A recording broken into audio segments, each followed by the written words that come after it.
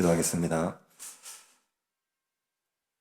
하나님께서 새로운 한 주를 허락해 주셔서 감사드립니다. 우리에게 주어진 이 귀한 날들을 주를 위해서 사용하게 하여 주옵소서. 성령께서 인도하여 주시고 성령의 인도에 순종할 수 있도록 은혜를 내리고 주옵소서.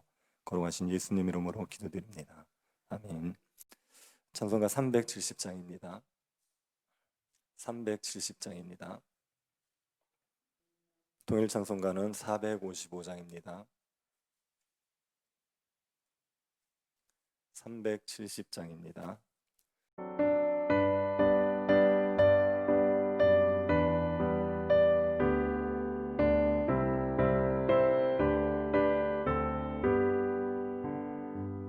주 안에 있는 나에게 난 근심이 있으랴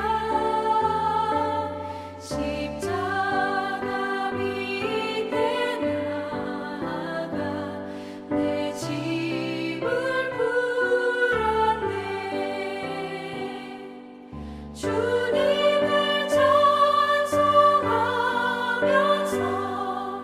할렐루야 할렐루야 내 앞길 멀고 험해도 나 주님만 따라가리. 그 두려움이 변하여 내 기도 되었고 전날의 한숨 변하여 내 노래 되었네. 주님을 찬송하면서 할렐루야 할렐루야 내 앞길 멀고 험해도 나 주님만 따라가리.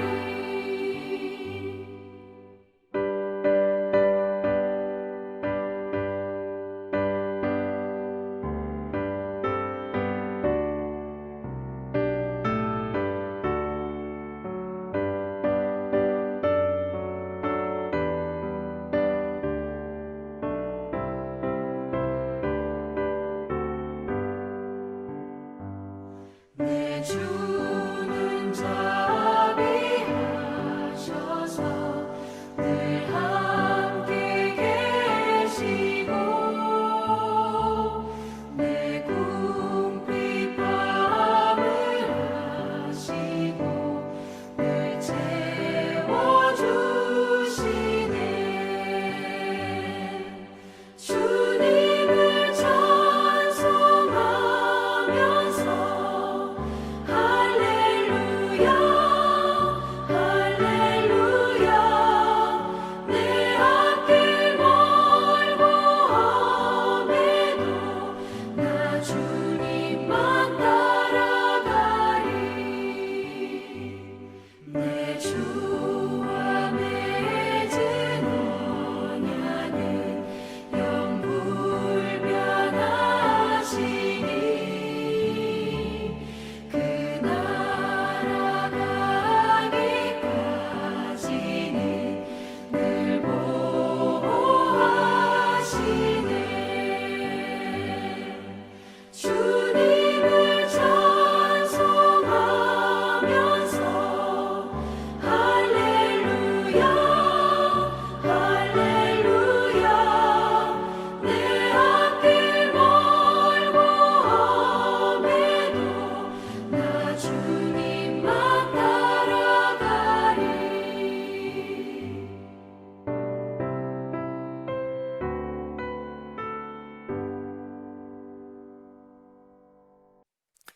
룻기 1장 1절부터 5절 말씀입니다. 룻기 1장 1절부터 5절 말씀입니다. 찾으셔서 한 절씩 교도하도록 하겠습니다.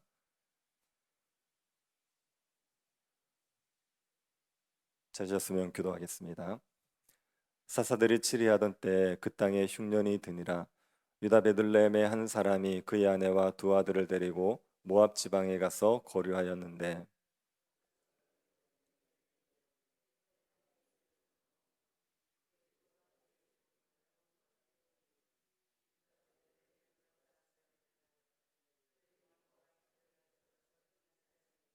나오미의 남편 엘리멜렉이 죽고 나오미와 그의 두 아들이 남았으며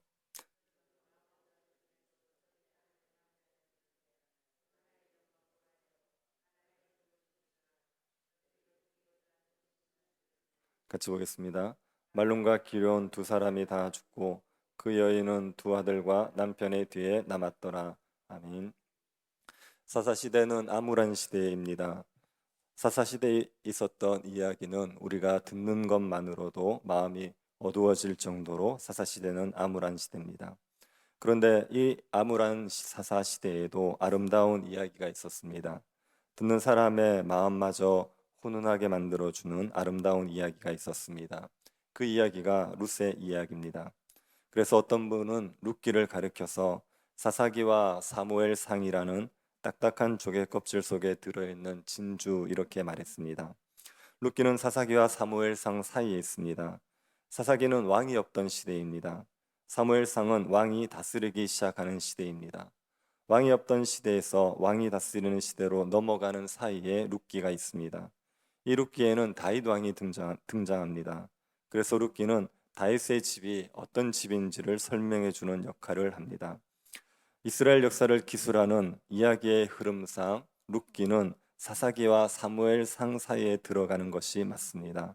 그래서 우리 성경은 룻기를 사사기와 사무엘상 사이에 놓고 역사서에 포함을 시키고 있습니다.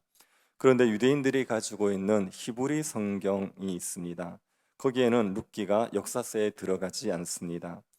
히브리 성경은 우리가 가지고 있는 구약 성경을 말합니다. 이 구약 성경을 유대인들은 히브리 성경이라고 말하고 이거를 타나크 이렇게 부릅니다. 타나크라는 히브리 성경이 크게 세 부분으로 나뉘어져 있습니다. 토라라고 하는 율법서와 네비임이라고 하는 예언서, 케투임이라고 하는 성문서입니다. 창세기부터 신명기까지 이 오경을 율법서, 토라라고 하는 율법서라고 부릅니다. 그리고 여호수아에서 열왕기까지 또 대선지서와 소선지서를 합쳐서 예언서라고 합니다. 나머지 구약 성경들을 거룩한 문서라고 해서 성문서라고 합니다. 룻기는 이 성문서에 포함이 되어 있습니다. 이 성문서 안에는 지혜서라는 것이 있습니다. 지혜서를 다섯 메길롯이라고 말합니다. 5축 이렇게 얘기합니다.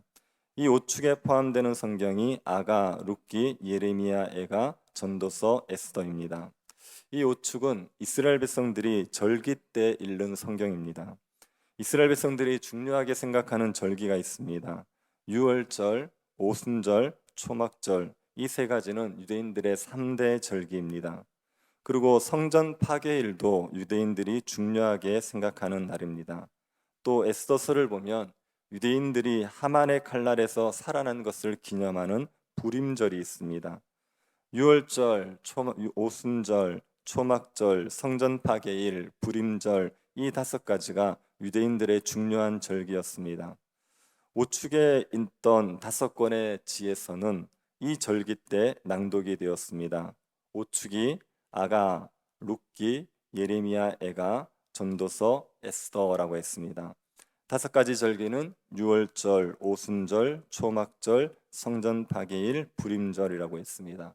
그러면 어떤 절기에 어떤 성경이 낭독되었겠습니까? 유월절에 낭독된 성경은 아가서입니다. 하나님과 하나님의 백성의 사랑 이야기가 아가서입니다. 그러니 하나님께서 이스라엘 백성들을 구원해 주신 날을 기념하는 유월절에는 아가서가 낭독이 되었습니다. 초막절에는 전도서가 낭독이 되었습니다. 초막절은 이스라엘 백성들이 광야에 살던 때를 기념하는 절기입니다. 광야는 이스라엘 백성들이 잠시 거쳤던 곳입니다. 그래서 초막을 짓습니다. 임시 거처를 지었습니다. 이 초막절에 전도서가 잘 어울리지요. 이 땅이 잠시 지나가는 헛된 곳임을 잘 드러내는 것이 전도서 아닙니까? 그래서 초막절에 전도서를 읽습니다. 성전 파괴일에는 예레미야 애가를 읽습니다. 성전이 파괴된 날 유대인들은 유다의 멸망으로 인하여서 슬픔을 노래했던 책이 애가입니다. 그래서 성전 파괴일에는 예레미야 애가를 읽습니다. 불임 전에 읽는 성경은 당연히 에스더서겠지요. 그러면 룻기는 언제 낭독이 되었겠습니까? 룻기는 오순절에 낭독이 됩니다. 오순절은 보리 추수를 마치고 지키는 절기입니다. 풍성한 수확을 허락하신 하나님께 감사하며 지키는 절기가 오순절입니다.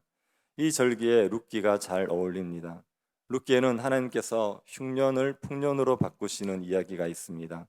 풍년의 기쁨이 가득한 이야기가 룻기입니다. 그래서 룻기를 오순절에 읽습니다. 룻기는 하나님이 주신 풍성한 은혜에 대한 이야기입니다.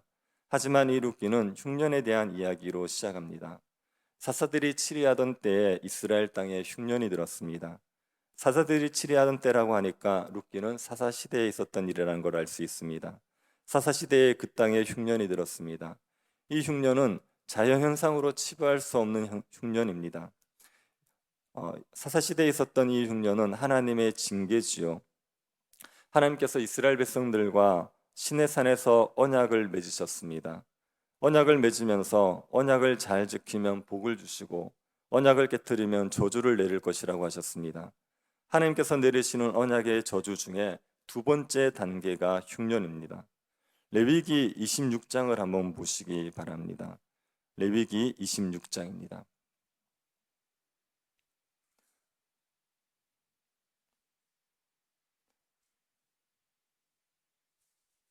레위기 26장에는 순종할 때 주시는 복과 불순종할 때 내리는 저주가 나옵니다. 레위기 26장 1절부터 13절이 언약에 순종할 때 복을 주시겠다는 내용입니다. 그리고 14절부터는 언약에 불순종할 때 저주를 내리겠다는 말입니다. 언약의 저주로 내려지는 첫 번째 저주가 질병에 시달리고 대적들에게 패배해서 지배를 당하게 되는 겁니다. 그것이 16절부터 17절에 기록이 되어 있습니다. 내가 이같이 너에게 행하리니 곧 내가 너에게 놀라운 재앙을 내려 필병과 열병으로 눈이 어둡고 생명이 쇠약하게 할 것이요 너희가 파종한 것은 헛되리니 너희의 대적이 그것을 먹을 것이며 내가 너희를 치리니 너희가 너희 대적에게 패할 것이요 너희를 미워하는 자가 너희를 다스릴 것이며 너희는 쫓는 자가 없어도 도망하리라. 하나님이 폐병과 열병으로 눈을 어둡게 할 것이고 생명을 쇠약하게 하겠다고 하셨습니다. 이스라엘 백성들이 허약해집니다.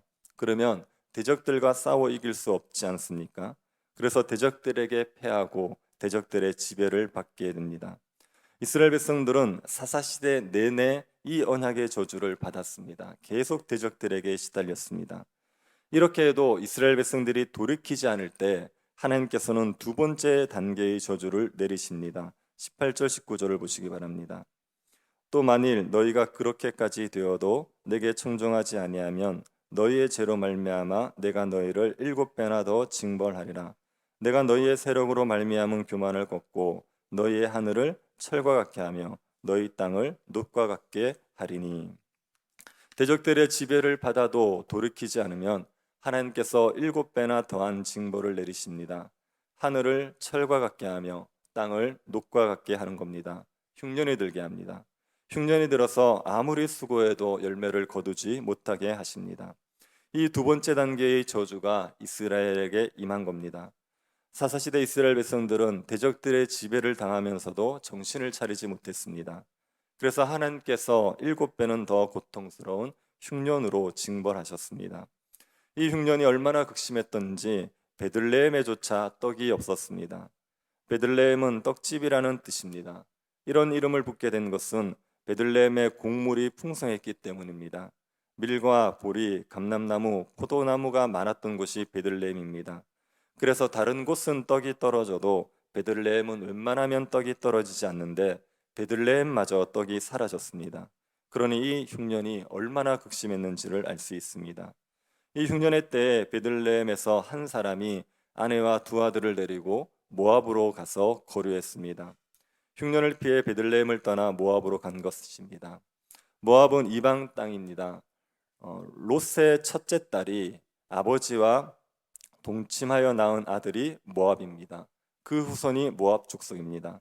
그러니 이스라엘 사람들과 가까운 족속이지요. 그래서 모압으로 갔을 수 있습니다. 하지만 모압은 명백히 이방 족속입니다. 베들레헴에 흉년이 들었다고 모압으로 가는 것은 하나님을 떠나는 일입니다. 오늘날로 말하면 교회를 떠나 세상으로 가는 겁니다. 누가 이런 결정을 했는지 한번 보십시오. 2절입니다. 그 사람의 이름은 엘리멜렉이요 그의 아내의 이름은 나옴이요 그의 두 아들의 이름은 말론과 기론이니 유다 베들레헴 에볼라 사람들이라. 그들이 모압 지방에 들어가서 거기 살더니. 엘리멜렉이라는 것은 나의 왕은 하나님이시다 이런 뜻입니다. 나오미는 나의 기쁨, 나의 기뻐하는 자 이런 의미입니다. 이들의 이름은 신앙적인 이름입니다. 하나님을 믿는 집안에서 태어난 사람들입니다. 그런데 흉년이 오자 모압으로 떠나버렸습니다. 하나님을 떠나 이방신의 땅으로 가버렸습니다. 이유는 한 가지입니다. 흉년을 피하기 위해서, 먹고 살기 위해서입니다. 이건 하나님께서 원하셨던 반응이 아닙니다. 하나님께서 징계하시는 이유는 하나님께 돌아오라는 겁니다. 말씀을 거역하던 그 교만한 삶을 돌이켜서 하나님께 돌아오라는 겁니다. 죽이려고 징계를 하시는 게 아니라 바로 살게 하려고 징계를 하시는 겁니다. 그런데 그 징계가 싫다고 하나님을 떠나버린 겁니다. 마치 아버지가 회초리를 들어서 훈계를 했더니 가출을 해버리는 아이와 같이 행동을 했습니다. 하나님이 징계하셨을 때는 하나님께 돌이켜야 됩니다. 악한 길에서 돌아서서 말씀에 순종하면서 긍휼을 구해야 됩니다. 그러면 징벌은 사라집니다. 흉년에서 벗어나게 됩니다. 엘리멜렉은 하나님께 돌이켜서 흉년에서 벗어나려고 하지 않고 하나님을 떠남으로 흉년에서 벗어나려고 했습니다. 하지만 엘리멜렉의 뜻대로 되지 않습니다. 모압에 가서 흉년에서 벗어나는 것이 아니라 사망에 이르게 됩니다. 모압으로 간 지 얼마나 되었는지 모르겠지만 엘리멜렉이 죽었습니다. 엘리멜렉은 흉년인 베들레헴의 삶이 견디기 힘들어서 모압으로 갔습니다. 하지만 모압의 삶은 베들레헴에서 사는 삶보다 더 괴로웠습니다. 엘리멜렉은 모압에서 극심한 스트레스를 받았을 것이고 그 고통을 견디다 못해 죽었을 겁니다. 엘리멜렉이 죽고 나자 나오미는 두 아들을 장가 보냅니다. 말론과 기론 두 아들을 룻과 오르바에게 장가 보냈습니다. 모압 여자를 며느리로 맞아들였습니다. 나오미는 엘리멜렉의 죽음으로 자신의 집에 찾아온 흉년을 극복하기 위해서 모압 여자를 며느리로 맞아들였습니다. 베들레헴으로 돌아가길 선택하지 않고 모압 며느리를 맞아들여서 흉년을 극복하고자 했습니다. 하지만 이 또한 나오미의 뜻대로 되지 않습니다. 두 아들마저 죽고 맙니다. 모압 땅에 거주한 지 10년 만에 나오미는 남편과 두 자식을 모두 잃어버렸습니다. 흉년을 피해서 모압 땅으로 간 나오미의 가정에 극심한 흉년이 찾아왔습니다. 남자 셋이 있는 풍족한 상태에서 베들레헴을 떠나는데 남자 셋을 모두 잃고 과부 셋만 남은 텅 빈 집이 되고 말았습니다. 베들레헴을 떠날 때는 조금도 예상하지 못했던 결과입니다.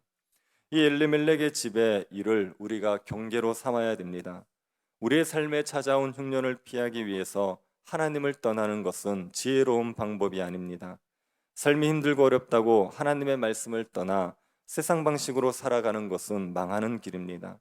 신자는 하나님과의 교제 안에서만 풍성한 삶을 살아갈 수 있습니다. 삶이 힘들고 어려워도 하나님과의 친교가 이루어지면 신자는 살아낼 수가 있습니다. 힘들고 어려워도 견딜 수 있습니다. 그런데 신자가 하나님과의 친교를 나누지 못하면 극심한 스트레스에 시달리게 됩니다. 삶의 짐을 감당하지 못해서 죽을 것 같은 고통에 시달리게 됩니다. 그러니 삶의 흉년이 찾아왔을 때는 세상 방식을 따르면서 흉년을 벗어나려고 해서는 안 됩니다. 이때는 하나님께 돌이켜야 합니다. 하나님께 돌이키고 하나님의 말씀에 순종하면서 하나님과 친밀한 교제를 누려야 합니다. 그러면 흉년의 고통을 견뎌낼 수 있을 뿐 아니라 우리의 삶에 다시 풍년이 찾아오게 됩니다. 삶의 흉년이 찾아왔을 때 하나님을 떠나는 것이 아니라 하나님을 더 가까이 함으로 흉년의 고통을 이겨내고 풍년을 누리는 주의 백성들이 될 수 있기를 간절히 바랍니다. 하나님 아버지, 우리의 삶에 흉년이 올지라도 하나님을 떠나지 않게 하여 주옵소서. 우리를 돌이키고 연단시키기 위한 흉년인 것을 기억하고 하나님을 더욱 가까이 할 수 있게 하여 주옵소서. 흉년의 삶이 주의 은혜로만 풍년으로 돌아설 수 있음을 믿습니다. 더욱더 주를 의지하고 주 안에 머무는 주의 백성들 되게 하여 주옵소서. 거룩한 예수님 이름으로 기도드립니다. 아멘. 하늘에 계신 우리 아버지여, 이름이 거룩히 여김을 받으시오며 나라의 임하옵시며 뜻이 하늘에서 이룬 것 같이 땅에서도 이루어지이다. 오늘날 우리에게 일용할 양식을 주옵시고 우리가 우리에게 죄 지은 자를 사하여 준 것 같이 우리 죄를 사하여 주옵시고 우리를 시험에 들게 하지 마옵시고 다만 악에서 구하옵소서. 대개 나라와 권세와 영광이 아버지께 영원히 있사옵나이다. 아멘. 교회 예배가 온전히 회복될 수 있도록 기도해 주시기 바랍니다. 병중에 있는 성도들을 치료하여 주시도록 기도해 주시고 우리 슬픔을 당한 한준일 목사님의 가정에 위로를 허락해 주시기를 기도해 주십시오. 교회를 이전하는 문제, 직분자 선출 문제에 은혜 베풀어 주셔서 하나됨을 깨뜨리지 않고 이 일들이 잘 진행될 수 있도록 주님께서 은혜 베풀어 주시기를 기도해 주십시오. 그리고 개인적으로 기도하시기 바랍니다.